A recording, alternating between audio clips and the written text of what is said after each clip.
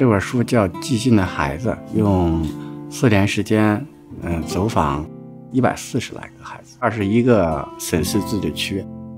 他们的这个生存和心灵状态记录下来。我在2015年的春天开始跟公益组织一起下去做一些探访，给他们写一些小故事，用于孩子的筹款。第一个孩子当时是这样的时候，他是因为得了一种这个再生障碍性贫血，比白血病还要难治。其实他们家是没有太有这个决心去治的。那这种情况呢，孩子是有感知的，因为他很胖，打了很多激素，他不动，他坐在那里，他也不跟人交流。我就觉得这个孩子就像一条安静下来的瀑布，在一个玻璃罩子里面被罩住了，这样一种寂静，当时给了我强烈的印象。我把这个书命名为《寂静的孩子》。有一个故事是一个叫无限长大的少年，当时我们去他们学校，小男孩就是趴在一个围墙上，只露出一个头来看着我们，特别孤单，但有着盼望什么的一种神情。他有先天性心脏病，他有隐高，他有巨结肠，他有肛门闭锁，他有肺结核。小学6年级的吧，这身高只有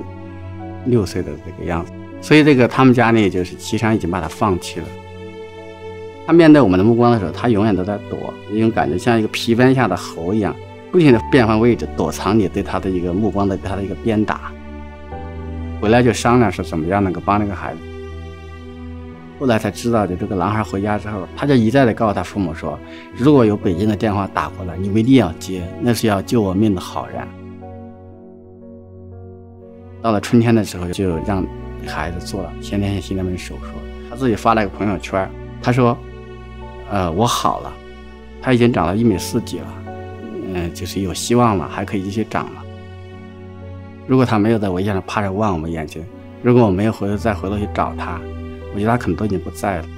但现在他就活生生的在那里成长着。这个采访他确实比我过去做的任何采访都要累，就是这个每一次下去20来天，每1个半月左右我们就会下去一趟。孩子的一举一动你都得随时记录下来，就算他们晚上都睡了，我还不能安眠入睡。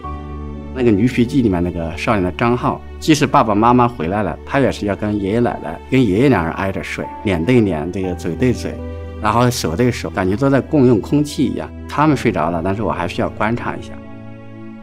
所以我记录的本子可能有30来本。做到第3、第4次探访的时候，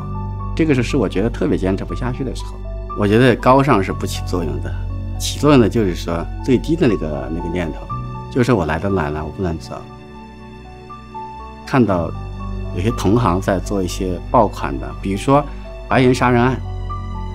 坚持到6、7期的时候，突然又想通了这个问题。这种所谓的没有关注度，没有热点，恰恰是他们应该受关注的地方。因为我以前做过的那些，我觉得都还有意义。上海的中产家庭的一个孩子，他有这个自杀倾向，他被大家叫做自杀宝宝。在他这个1岁多的时候，就在北京创业。他的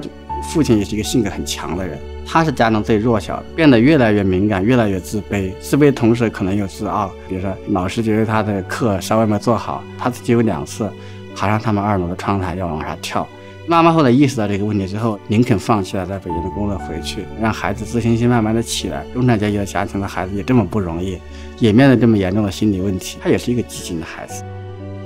其实这个书还有一个主题是破碎的家庭，也是不管是乡下的那种打工，